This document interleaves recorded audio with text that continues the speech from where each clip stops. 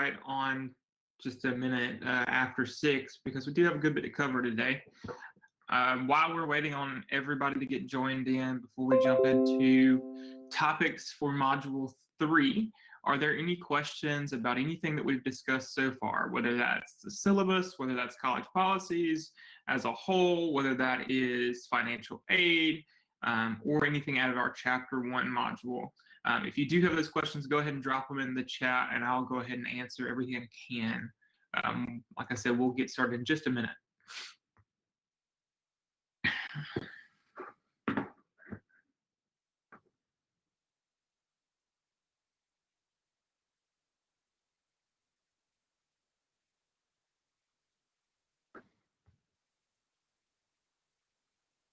Oh, it's loading and stuff. You still don't have it? Sorry, didn't hear your full question. If you want to just drop in the chat, it might be a little bit easier.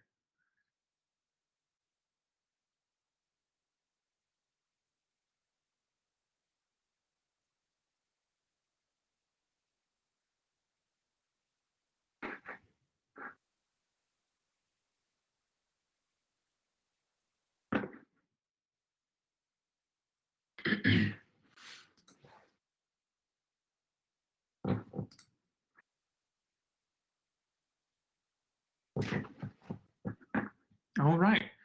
Well, this week our module is actually titled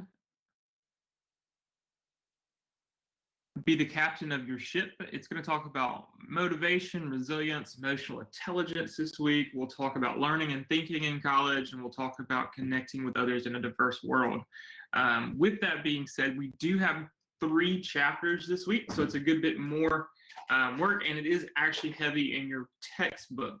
So a few students have contacted me with issues on getting that textbook. The good thing about it is we won't have another due date until the 24th of September because we will actually not meet next week. I will be holding a Q&A session. I will be available for anyone who has issues, questions, or wants to discuss any of our topics. But our next actual formal class meeting will be 2 weeks from today, same time, same place. So you have a little bit more time to get those textbooks. If you have ordered a paperback book from the Barnes & Noble bookstore through Coastal, I would encourage you at this point in time to contact the bookstore, have them cancel your order, even if it was a rental, so that you can then turn around and purchase the ebook. The ebook, it is actually $33 and some change, so it's cheaper than renting the textbook as a whole. So make sure you get that thing in one way or the other, so that you can get your work done for the 24th of September class. But we're going to start out this week with Chapter 2. So out of our textbook, this is the PowerPoint that's uploaded. If you download those, you'll see my notes on it as well. And so follow along if you want. Otherwise, we're going to skim through some parts and talk heavier on others. But Chapter 2 discusses cultivating motivation.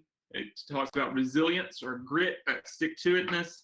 And it talks about emotional intelligence. So everybody's familiar with IQ, emotional intelligence being our EQ, or EI as our book will put it. So, excuse me.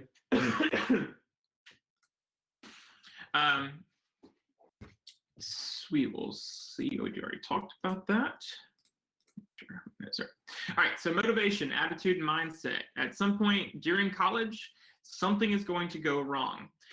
So when you get in front of a challenge like this, when you hit a brick wall, when something's gone wrong, you are going to have to understand how to deal with that.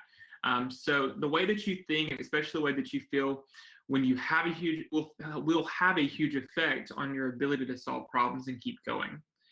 So motivation as a whole is just your desire to do well. It's an essential part of your success, whether that's in the classroom, whether it's in the office, or just life in general. And so some of the reasons that we are motivated or unmotivated represent a real complex mix of our internal characteristics. So that's stuff that makes us up. That's our attitudes, our desires, our view on how we're rewarded from the outside, as well as how we might be receiving punishment or negative. alternatives for motivation, because motivation is not always a positive thing. We were not always getting our motivation from a plus or reward. It may be coming from fear of punishment as a whole. When you're motivated, you have a high level of commitment and energy that you use to stay focused on a goal. And you're determined to follow a course of action and do your very, very best. And even further that, once you do hit that obstacle, because something will go wrong, your motivation is what causes you to make adjustments and work around those obstacles that you might hit, those times that you have a problem, and keep going and dealing with them head on so that you can go ahead and overcome that and continue on to that goal. So there's definitely two types of motivation. There's extrinsic motivation, which is our reaction to external forces. So what that essentially just says is you're motivated by hopes for an outcome where you're going to receive a reward. So for a lot of us here in college, that is receiving a college degree, making our family proud, that's receiving a good grade on an assignment. It also could be the opposite, like I said before. It doesn't always have to be a positive. It can be a negative. So that could be upsetting your family. So I'm going to make a great grade, not because I want the good grade, but because maybe family members are expecting it, and I will be upset if they don't. Or I might lose my financial aid if I don't make good grades in my classes. And then you have the opposite, which is our intrinsic motivation, which is coming from within.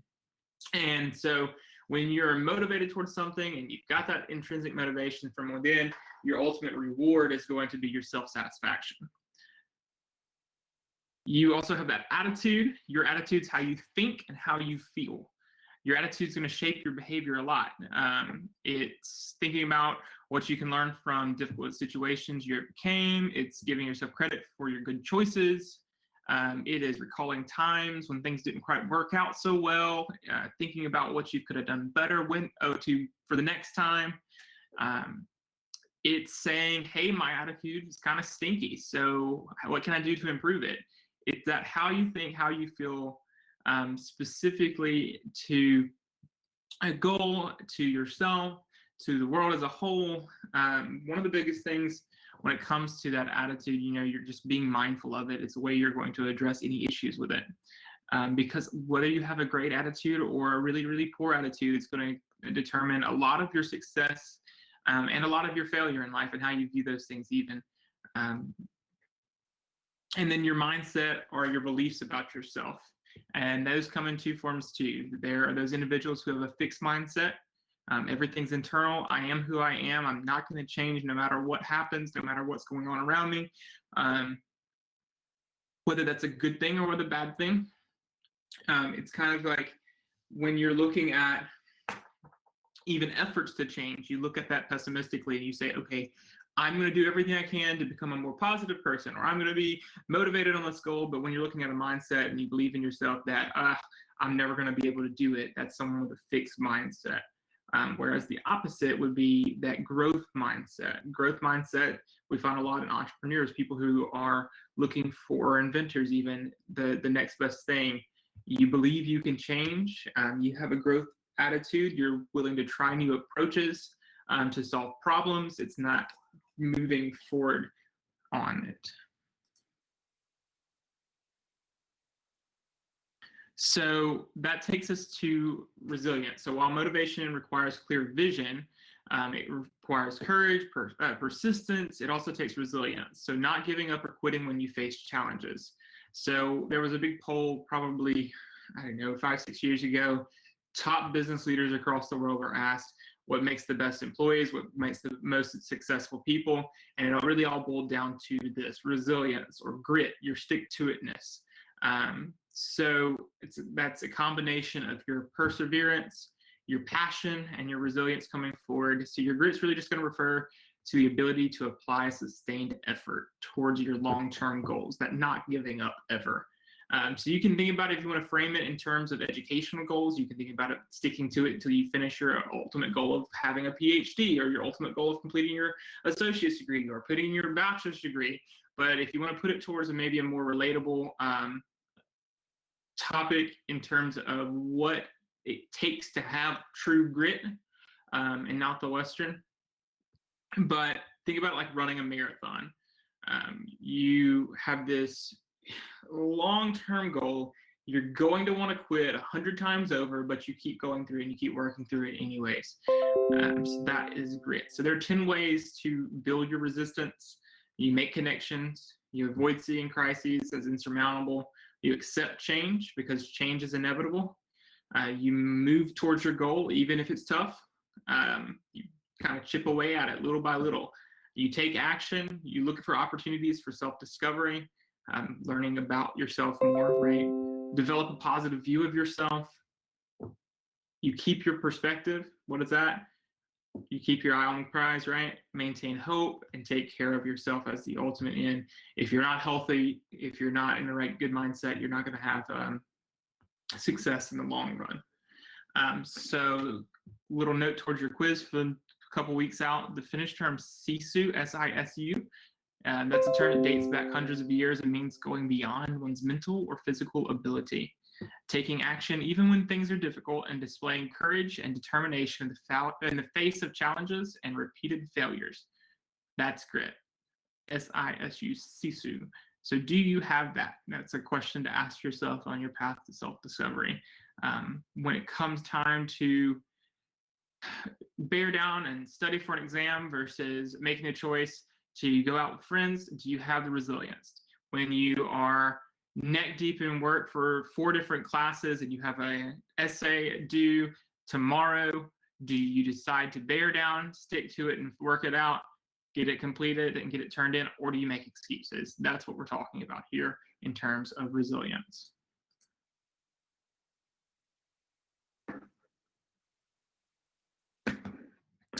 So emotional intelligence, this is a concept kind of different from your IQ, but it's got an understanding of the same range. It's a concept that refers to your ability to establish positive relationships.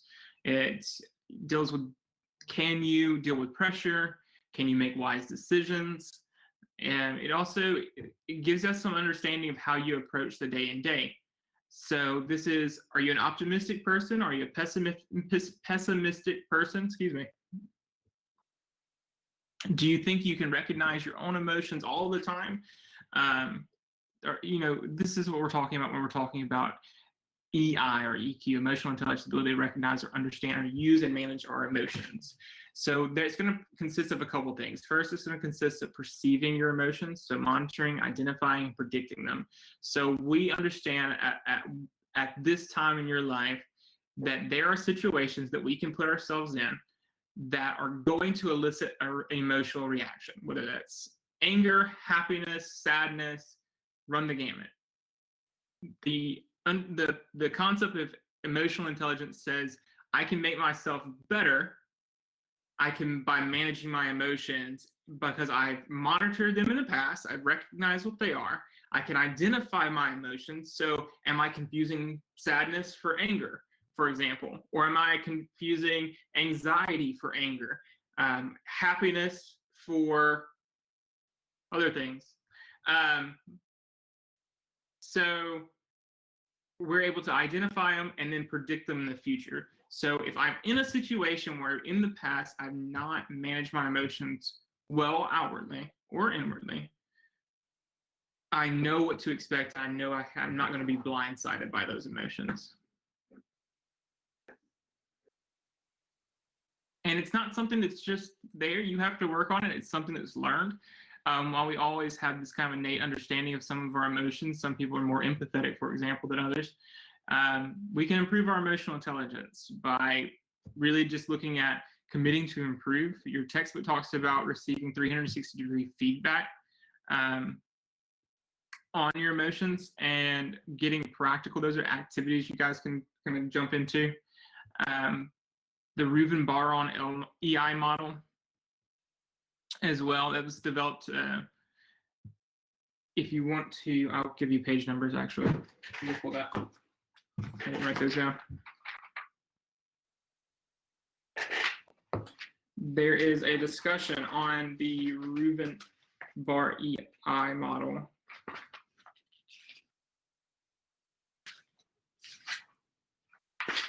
Sorry.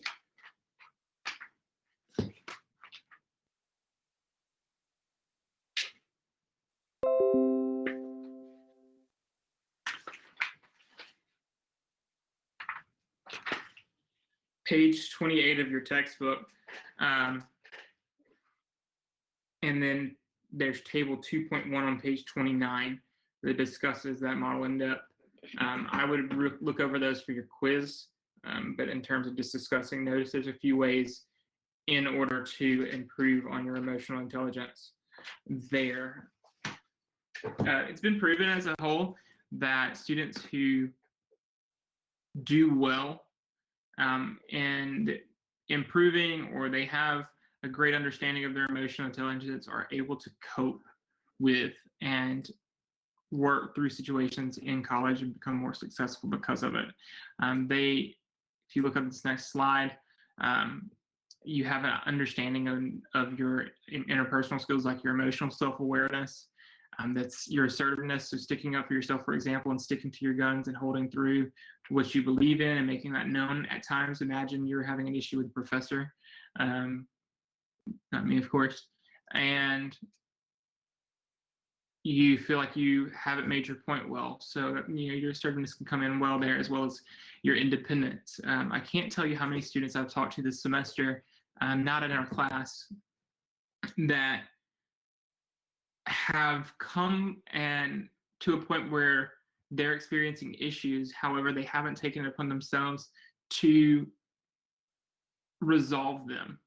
They're very dependent on being kind of helped through the stages. And while we're definitely willing to help in any way we can to make sure a student's successful, you do actually have to be independent. You have to take the initiative to step forward and say, hey, this is my issue in this class. I need help. I don't know what I'm doing. It's okay to get help. Your independence is going to come in by acknowledging that and stepping forward and making the moves you need to take corrective action. High self-regard, self-actualization, empathy, social responsibility. This is the corporate understanding, and interpersonal relationships as well. So some of this we'll skip through. Stress management. How do you tolerate stress? How do you manage stress? Do you guys have a go-to way to relieve stress? It's always important to find those and make sure you make time to de-stress at times. We'll get down towards finals or midterms, and your stress levels are going to jump up as you're preparing for those big tests. So whether that your way of de-stressing is, taking all your anger out on a golf ball, or if it is just taking some time to chill and listen to music on your own, if it's hanging out with friends, find those ways to de-stress early on. So when it comes down to it, you've got those tools in your bag. Impulse control, that's really just thinking carefully about potential consequences that are coming before you act. So we all know that one person who acts first and I think later. Developing some emotional intelligence around that impulse control can really de-stress your life, because it's going to allow you to make better decisions because you've thought of the consequences up front. So when it comes to adaptability, reality testing is really just ensuring that your feelings are appropriate by checking them against others. And so, for example, if you've ever had that feeling of, am I overreacting? And so you kind of look around and you realize that no one else is really acting the same way as you are. That could really break down in two ways. Maybe you feel extremely strongly about something that no one else in the room does, and that's okay. At times we know that we have our beliefs and we're going to stick to those. We're never going to ask you to change that. But other times you will say, maybe I am overreacting, or maybe I'm underreacting to it. So that reality testing is a way to check against that. Flexibility, that's just adapting and adjusting your emotions. You're going to be challenged time and time again about what you believe in your viewpoints and a way to act in certain situations. What you think today, you may learn later down the road is not the same way that you would act or react to a specific situation. Problem solving, this is systematically, step by step, chipping away at an issue, not giving up, regardless of the obstacle there, because we know it's not always straightforward. Resilience we've discussed, your optimism and your happiness, just being satisfied. Happiness isn't a goal necessarily. Happiness is a place. To be too cliche, it's just being satisfied with yourself and your life, being satisfied with those around you and your situation in general. So we have sped through.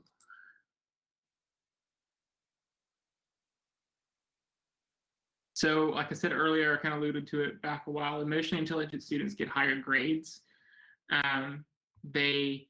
Students who cannot manage their emotions, they typically do struggle. That's just the converse of that. If you don't understand how to well cope with and react with your emotions, you're going to let them get the best of you more times than not. We always are going to make better decisions, more sound decisions academically. I made a poor grade in a class. I can do a couple of things. I can overreact. I can blame everybody else, or I can stop and I can analyze if there was something I could have done better. I can overreact and get upset and say, you failed me my paper on purpose. Or I can go to the instructor and say, hey, can you talk about ways that I could have improved this for next time? And those things can have a big impact, and especially if you get really emotional and you say, it's all your fault, and we drop the class and we say, we're done with this, we're withdrawing from this, I don't want to talk to you anymore, I'm out of this class with this instructor because you failed me for this test. And then you come up and your financial aid next semester doesn't process because you've not completed your satisfactory academic progress, because you didn't complete enough classes, or because your GPA fell too low. So not managing your emotions well, it can have a lot of effects on you in multiple areas.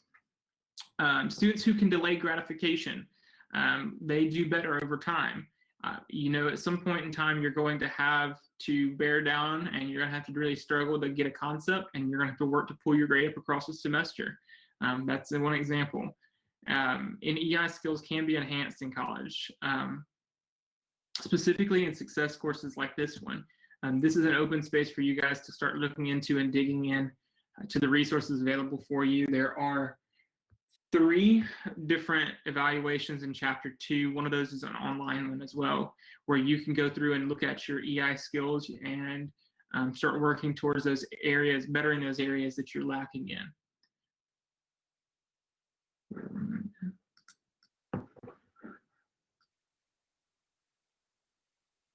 All right. Before we catch this one, does anybody have questions about any of the topics in Chapter 2? I know, like I said, I want to point out some of the highlights of these chapters before you get into them and read them, because I would like to focus your reading rather than you going through and blindly picking out what you should be understanding out of the textbook. But does anyone have any preliminary questions on Chapter 2? Very cool. All right, so tech tip, monitor your online image. So what's the goal? Manage your image to ensure that it sends the appropriate message to the world. Honesty is the best policy, but oversharing is not, especially in this digital age. Everybody's got a cell phone on, right?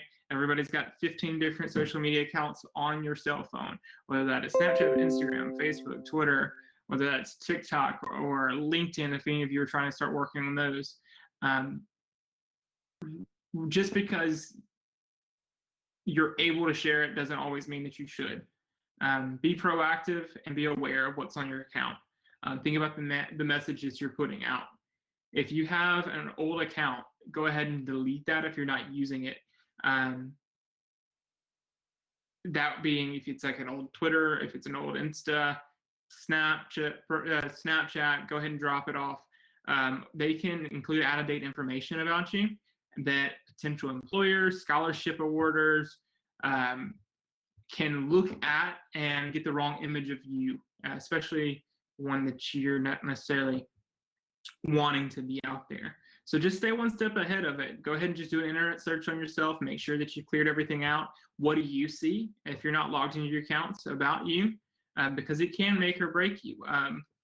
We had a student recently who was applying for an internship. So he asked a colleague of mine to look over his resume and before they sent it in for his internship. So the first thing we did is pulled up his social media.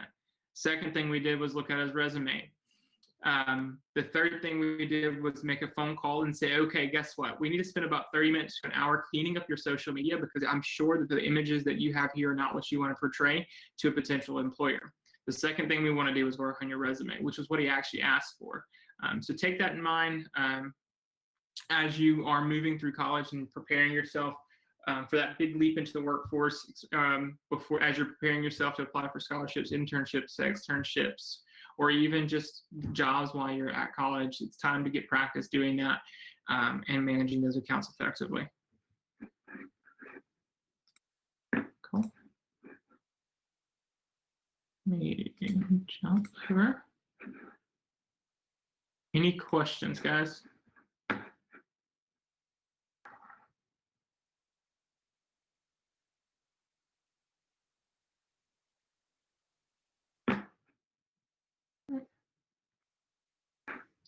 All right, so we are not reading chapter 3. Make sure you pay attention to that. We are reading chapter 2, then we're skipping and jumping to chapter 4. Chapter 4 talks about learning and thinking. So learning and thinking about learning really is what we're getting our hold of on this. So we're going to be able to, in this chapter, we're going to provide some strategies for developing your thinking.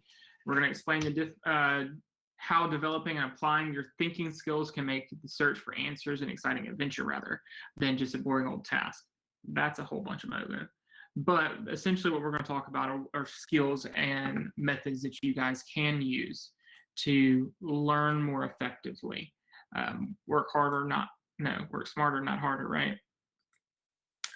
So how do people learn? So think back to any class that you've had before and think of the silliest assignment you've ever had. Chances are there's one of these methods of how people learn tied to it. And so if you look at the way that learning works, we come at it a bunch of different ways. Whether you were learning to walk, whether you're learning a new language or learning a new math equation, there's probably not 1, 2, or 3 correct ways, but they're all probably right. Some of them just may work better for you. So there's a lot of science on how you learn, specifically the fact that you have to have your basic needs met first. What are your basic needs? Food, water, shelter. You've got to be comfortable, right? So your emotions can affect it. We just talked about that. But you may not know this one. You actually learn more effectively with others than alone.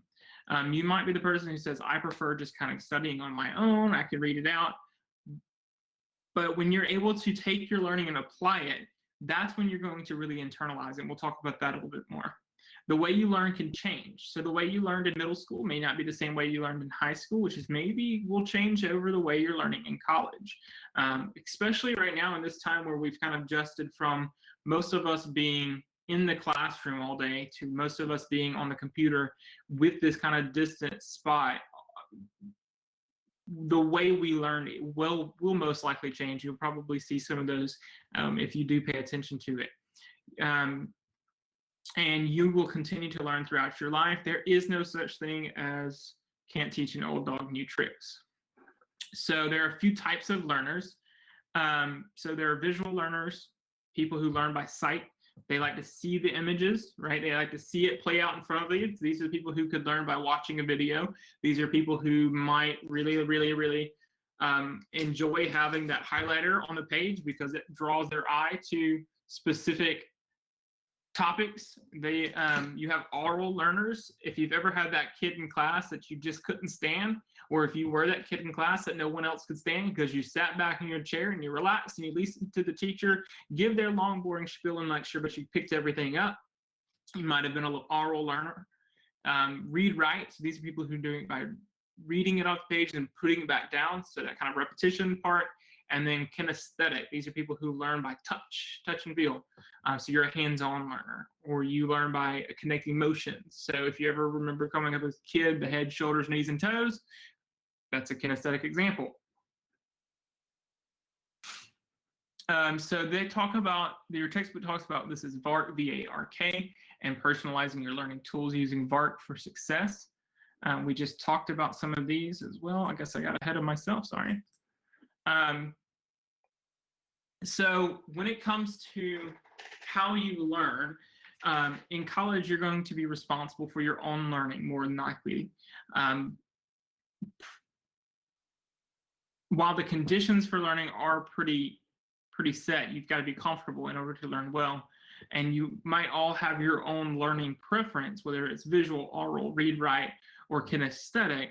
during college, you're going to be exposed to different styles. You're going to be exposed to different learning environments, whether that's in a hands-on lab, whether it's a lecture, or an online class. So don't just depend on that instructor to give you everything that you need to make the most out of your learning experience here at Coastal. Instead, make sure you take control. Use your preferences, your talents, use your abilities to develop different ways. This is becoming a multimodal learner. By becoming this multimodal learner, you'll not only do better in your classes, regardless of how they're taught, whether it's a lecture, whether it's a hands-on lab, but you'll be able to more take control of your own learning and your own success at that point. If we sit back and on our haunches and we don't do anything about our own learning to connect the topics with the learning style that's best for you, and if we don't practice other learning styles out of that VARC model, we're going to end up falling behind. So think about your learning, think about your thinking. That's metacognition. Become aware of how you learn. There are a couple of examples in the textbook and a couple of places where you can go in and do activities about how you learn around page 60. And in the textbook specifically ask you questions about how do you think. So you can then get a better idea of how you think so that you can apply it to how you learn. So ask questions like, on a scale of 1 to 10, where 1 is never and 10 is always. I ask a lot of questions in class when I don't understand. It asks questions like, I admire those people in history who challenged what was believed at the time, such as the idea that the earth is flat. Questions like, I'm not afraid to challenge my belief if I learn something new. So essentially, the more you're on that always side, the more you're using your thinking skills. Whereas the more you're on that never side, the more you probably have some areas in which to work. And so grab those tools in your time and put them in practice.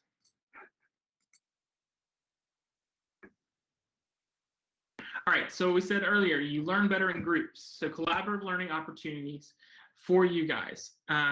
So while you're in college, you're probably going to come across a professor or two that will incorporate these group learning or collaborative learning opportunities in their courses.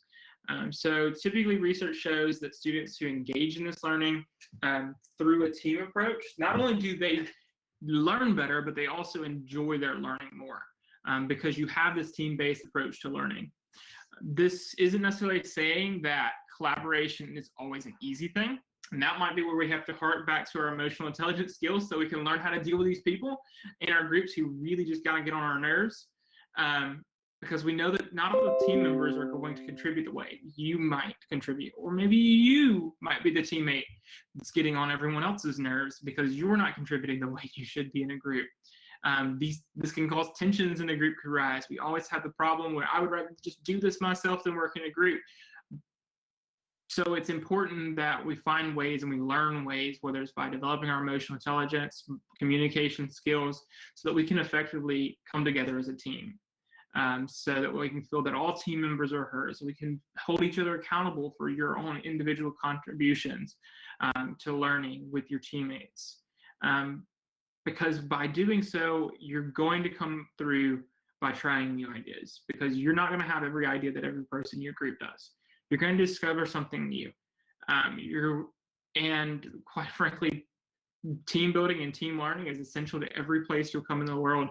There's no job that I know of out there where you're not at some point going to collaborate with a group or have to work with others to accomplish a goal or a task. When it comes to the collaborative learning environment, it's always good to kind of reach out to teammates and understand how they learn as well. And so since you have this class, this is a good opportunity for you to discuss with teammates and classmates, you know, their best abilities and where they excel most in learning. Chapter 4 also covers learning with a disability. So typically we know of these by the time we get to the college, where what we see are the two main categories being attention disorders and cognitive disorders. So this is kind of my big plug here that says, if you fall into one of these categories or anything else where you've ever been diagnosed with a disability, especially a learning disability, The Coastal Alabama has an ADA office, American with Disabilities Act, where we can provide accommodations for you. They will be completely discreet. You're going to talk to one person and only one person here to provide the required documentation. Once accommodations are put forward, they'll send it out to your instructors privately so that we can go ahead and make those accommodations for your learning, so we can deal with any type of learning disability that you may have effectively, so we can support you in our classes. And that those can be more times on tests, providing lecture notes, and 100 different other things that we have resources to put out there to help you. I encourage that if you fall into any of these categories, that check with the student handbook online.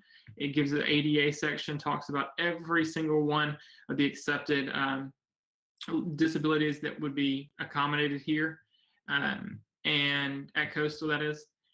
And it gives you some information on how to submit that information to. Do it early in the semester. It's easy to do it early. It's not as easy to wait until exam time to apply for these accommodations in classes.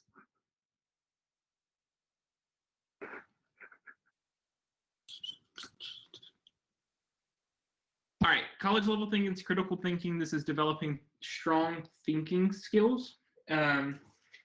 So when it comes to strong thinking skills, being a strong learner means being a strong thinker too, right? So someone who's able to think logically and rationally about abstract concepts is probably a strong thinker.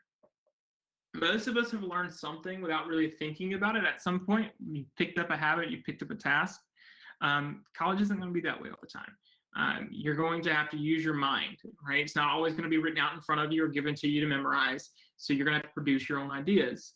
You're going to have to come up with your own opinions on things. You're going to have to make decisions. You're going to build memories or be asked to recall something from memory at times. That is going to depend strongly on those strong thinking skills. Every single course that you come across with the college levels are going to require you to learn and think by asking questions. So start there if you don't know where else to start. Always ask questions. You're going to have to sort through information. You're going to have to sort through ideas to form your own opinions on them or to make your own decisions on what you support and don't support. Nothing should be handed to you in a nice, neat little package. This means that you may have to go out and do your own research on a topic before you can understand or you can provide meaningful input to a conversation in your college classes. So get used to forming your own ideas and defending your own positions early on. Your college level instructors are going to expect that level of thinking. They're going to expect that you'll probably exceed the type of level of thinking and critical thinking skills that you had in high school, both in the terms of the questions that you ask. They're going to ask for better questions, more in-depth questions. It's not going to be a conversation about what is bilingualism. It's going to be, what are the impacts of bilingualism? And we'll use that as an example in just a minute. So it's not really just a simple, quick question response here at college. It's more of a why. You're going to be drawing into those conversations. And while you're thinking about thinking, you should always pay attention and recognize faulty reasoning. So all of you should have heard at some point in your English courses or literature courses about logical fallacies. So when it comes to poor thinking or bad reasoning, it's always good to stay away from attacking the other person in an argument. It's always good to stay away from begging, but please side with me. We don't want to go for that. Don't appeal to false authority. Well, they say that, well, who's they in that situation? Give me who they are. Don't just throw out random facts and figures. Give me some background. Don't jump on the bandwagon just because it's easy. Assume something isn't true because it hasn't been proven false. Remember, nothing can be true or false until there's some type of proof one way or the other. Falling victim to false cause. Don't make hasty generalizations, stereotypes, and watch out for those slippery slope arguments. To apply your thinking skills, just quick 1, 2, 3, collaborate. So work with groups, be creative, think outside the box, and learn to problem solve, or really dig through the facts, figures, and information at hand so that you can come up with solutions and plug it away. How do you learn? Bloom's taxonomy. Bloom was a University of Chicago professor, and he came up with this kind of 6-fold way, or 6 levels of learning that you will get applied to any type of learning or thinking. So what goes through remembering, understanding, applying, analyzing, evaluating, creating. So level 1. Level 1 basically is just remember. So that's the easiest part. It's the broadest part. You have to first remember it. So we're going to use the example of bilingual or bilingualism, knowing more than 1 or 2 languages. So knowing more than 1 language, by being at least 2, is bilingualism. So we've read the dictionary definition of the word bilingual. Step 2, understand. So what does that really mean? Can you explain the concept of bilingualism to someone else without reading the dictionary? So not only do you remember it, but you understand the concept. Well, if I'm bilingual, that means I know multiple languages. Well, what does that mean? So that means that I can speak, read, write, and understand if I hear it spoken to me, multiple languages. The third level being applying what you know.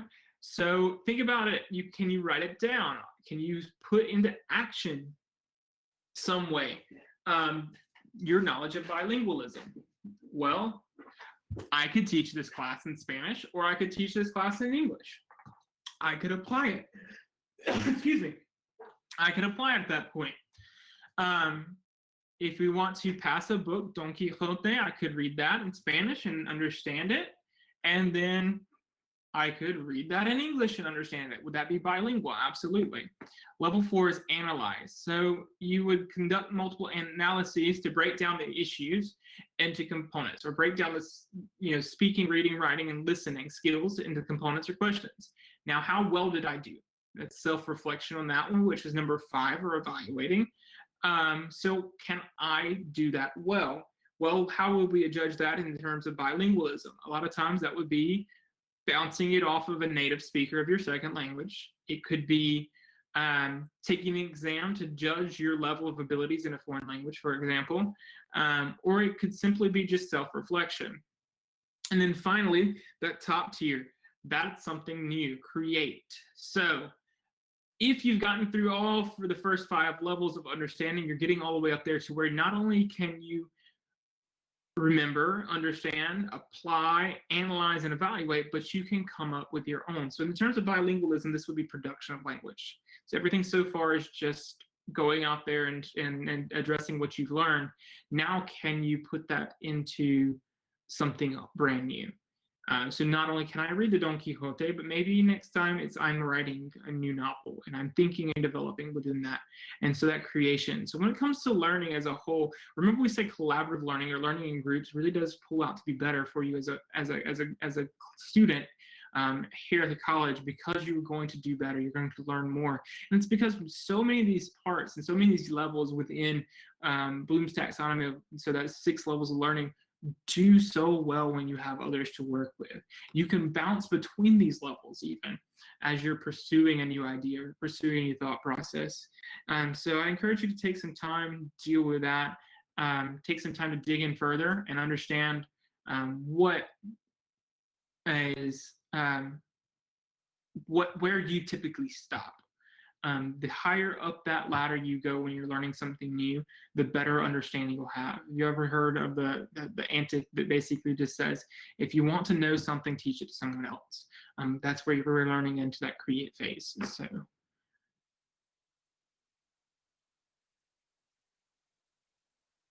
all right.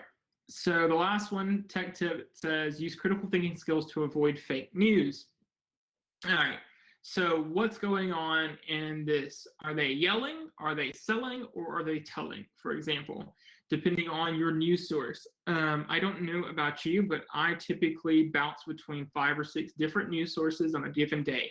If I read a story at CNN, I may read that story at Fox. I might read that on the BBC or MSNBC, or I may see that on AFR, or I might see that on Al Jazeera. I'm going to find different places to read that same story because I want all sides of it.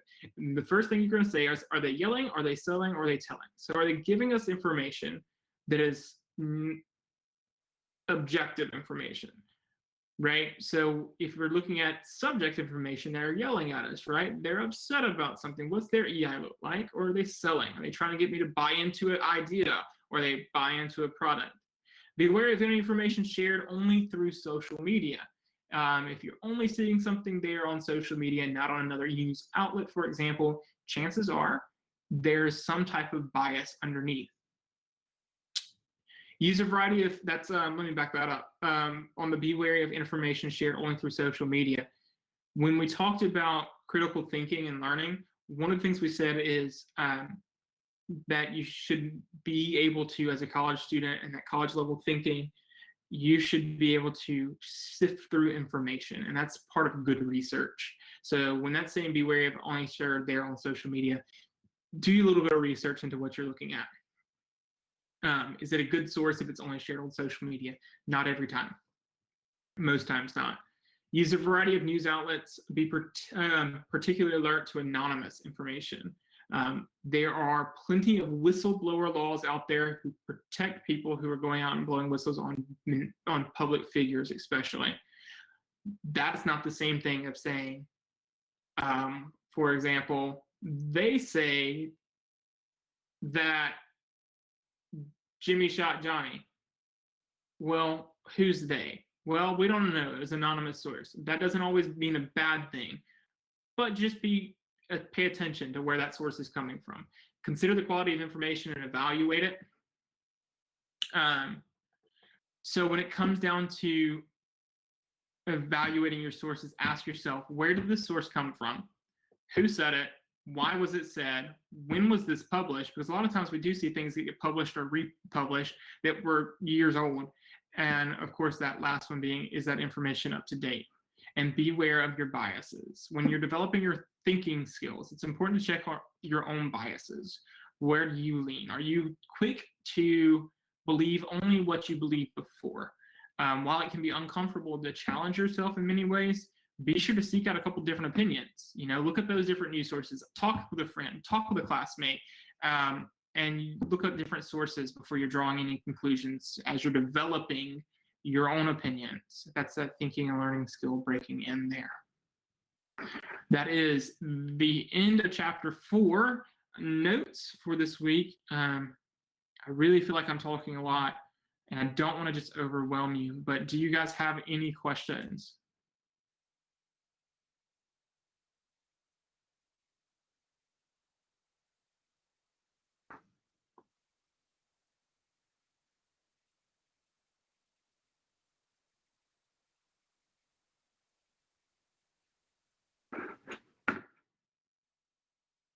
Yes, Abby, 2 weeks, the 24th. And it is already on your calendar as well for when that is due. Most of us are doing okay in terms of timeline. I do have some students who have not taken the Module 2 quiz. So if you're here and that's you, I see a couple names, maybe, and not really. Okay. Who haven't completed, go ahead and jump on that. Remember, you do have the opportunity for 5 days to do that work late, but after that, you lose it, it's 0. But yes, your next test, so the one over chapters 2, 4, and 10 will be in 2 weeks. And these PowerPoints and all the notes are already posted in them. So if you have options to download them, you can open and download and read not just the slides, but the notes for these slides as well as you're reviewing through. Because I'm sure most of you will do this, as soon as chapter 3 opens. Not really. Any other questions? Great. Well, chapter 10 covers connecting with others in a diverse world and thriving in a diverse environment. So the first part of chapter 10 discusses relationships, relationships with family, with instructors, professional relationships, navigating those relationships. I encourage you to go through and read that. I'm not going to push any one view, and so I don't want to cover it in class. But there could be questions on your quizzes that directly relate to the first part of chapter 10. But I do want to make sure we're not just covering every single thing. So a little bit more conversation, though, comes into diversity and thriving in a diverse environment. So diversity is just the difference in social and cultural identities among people living together. And when we say living together, we're talking about in the kind of same the same environment, the same area.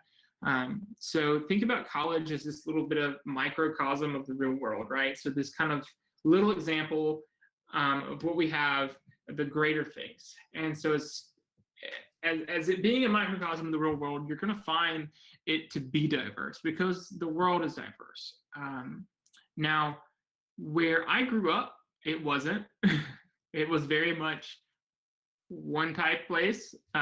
It was a predominantly Caucasian area. You didn't have a lot of influence to others, but what I did find when I got out of that was that there are a lot of people who don't look, think, and act like I do, but that's okay. And so by familiarizing yourself early with these differences, it's going to add to your educational experiences, your personal growth, and your development. It's going to add to your critical thinking skills. It's going to make you delve into your personal values and your belief systems. And it's going to allow you to have a greater sense of belonging to make positive contributions in a multicultural society. Essentially, what we're talking about is, regardless of our beliefs, the fact that the world is a diverse place and people think differently than us, or believe differently than us, or look differently than us, isn't going away. So regardless of what your current beliefs are, challenging those are going to do one of two things: opening up new perspectives or strengthening them. So regardless of which side of that coin you're on, by looking at and challenging your beliefs on diversity, you will become a better person because you're either going to strengthen your current beliefs or you're going to be opened up to new perspectives. So there's never a harm in looking at diversity at that point. Many of our beliefs are the result of our personal experiences, though, and so we get that, right? So like I said before, I grew up in a very small area, a very small community that was predominantly Caucasian. We were out in the country. Everybody knew their neighbors. Everybody went to the same church. This was what we did. And I learned from that. We also learned from stereotypes and generalizations that were made. And we understand that stereotypes and generalizations, they're typically exaggerated or they're oversimplified. One or the two. We group people into this one, thought when we know that's not necessarily the case as a whole. And oftentimes it can be pretty offensive as well. There's been many of the conversations around my hometown where we do come into those offensive conversations, and haven't always, I would say probably until I got through high school and into college, did I have that kind of breakthrough opportunity to challenge that and kind of come from an outside view and see where those generalizations, those stereotypes became hurtful and offensive. And they typically become this opportunity for us to look at systemic issues. So in order to overcome those type of stereotypes, those discriminations, those prejudices that we see, when we say that, I'm not necessarily talking about racial either. This could be religious, or it could just be an understanding issue. We're going to have to examine and let go of those stereotypes that you believe in with the whole broader picture. So sometimes interacting with a diverse environment that college represents can result in some microaggressions. So these are subtle but offensive comments that reinforce stereotypes specifically to minority populations most frequently. So there's a couple of easy ways to get out of that. Focus on who the person is, not on everything else about them. Avoid guesswork. Don't sit around and say, who's that, what's that, who they believe, what do they believe? Talk to them, ask them. Strike up that conversation, even if it's a little uncomfortable. Be very aware of not pushing your beliefs or your understandings, but ask productive questions. And of course, practice the golden rule, which is, of course, do unto others as you'd have them do to you. Create a welcoming environment on our campus. So how can we do that? So be open to the possibility of learning from others, is what we're talking about specifically on campus. We do have multicultural societies at Coastal, so I would encourage you to get involved. Be aware that colleges are working to provide a welcoming and inclusive campus environment for students. In response to some acts of violence that we see on the news, places where we see acts of intimidation, where we see harassments occurring on campus, administrators, they're establishing policies each and every day that go to combat against these. Excuse me. Any and all other forms of discriminatory actions, racism, or even cultural insensitivity, excuse me. So you could even go past just a personal bias and understanding of stereotypes, but you could even get yourself in some troubles if you're not careful to check those biases and prejudices. So whatever these form of, we want you to know that here at Coastal specifically, we do try to promote a very open campus and welcome campus, and we hope that you're a part of that as well.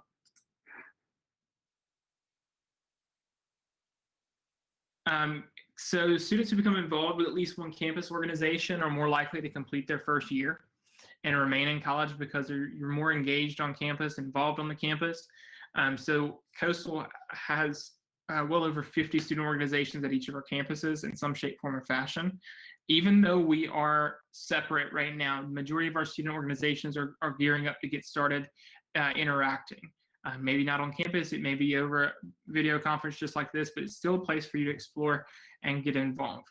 But it doesn't have to be limited here. Definitely you can consider getting involved in your community by considering volunteering for community service projects. You could look at working and volunteering in places like animal shelters or soup kitchens. There are even organizations locally who work on cleaning up yards or building homes for families in need, or even just doing repair work.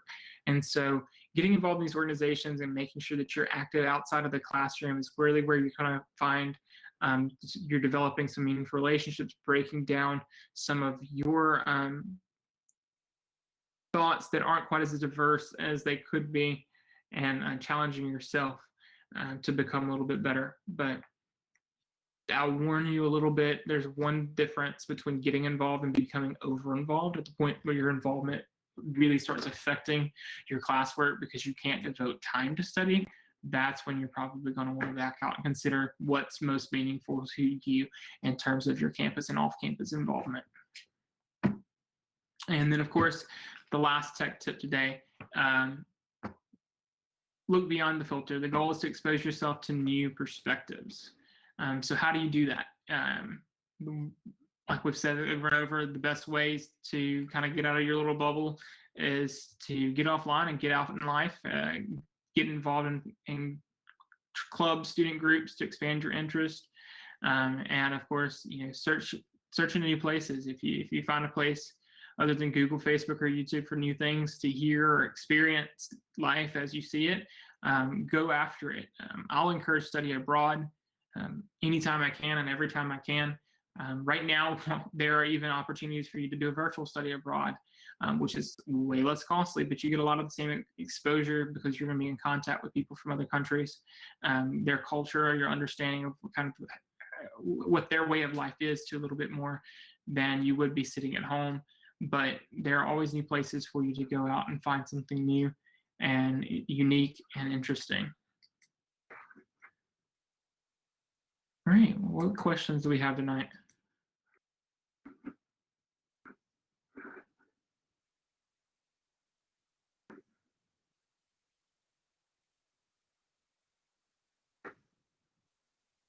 Either?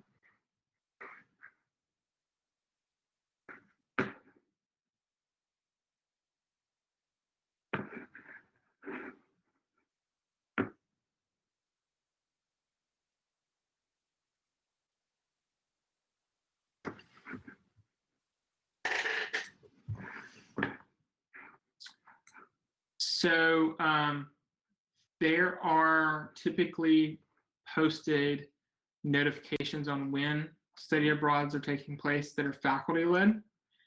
So faculty-led study abroad, usually we'll see that in the spring over spring break. But then if you want to contact me about specific they're going to be called, they're like private study abroad. So where you can contract out with a company that runs study abroad groups for, you can do semester, year long, or several weeks, summer, spring. You can break it up in a couple different ways. We'd be happy to put you in contact with the reps that we work with here at Coastal to find the program for study abroad that's best fit for you.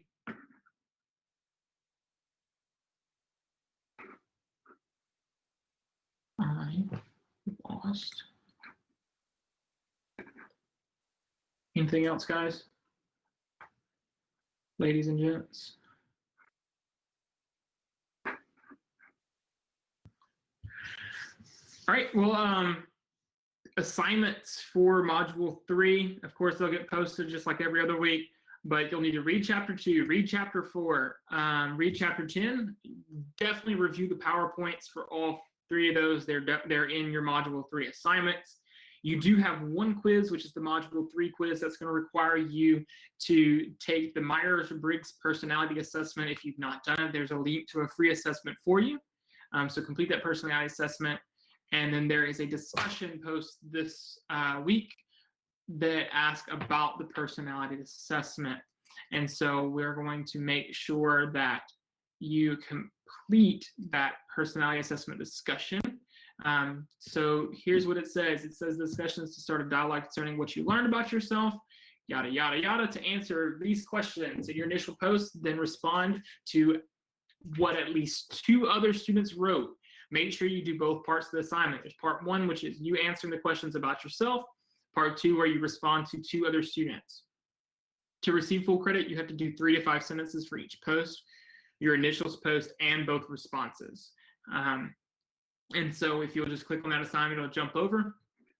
You want to make sure you hit reply to start a new thread in that discussion. Any questions about your assignments moving forward?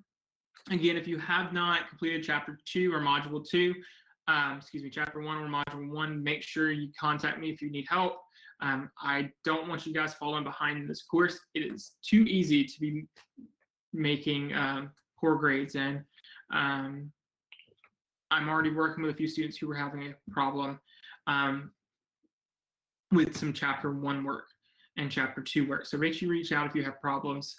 I have received the majority of your professional emails as well. I have the ones that I received today that I have not been able to respond to. I've been in meetings most of the day, but I'll get those back out to you so you'll know that I've received that.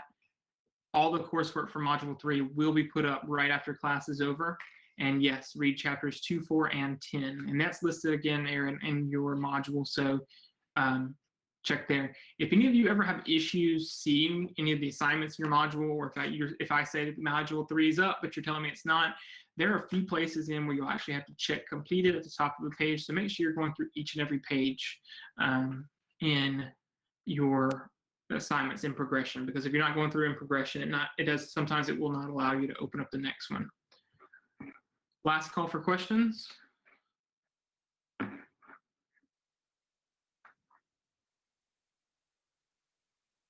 All right, guys. Well, y'all have a fantastic week.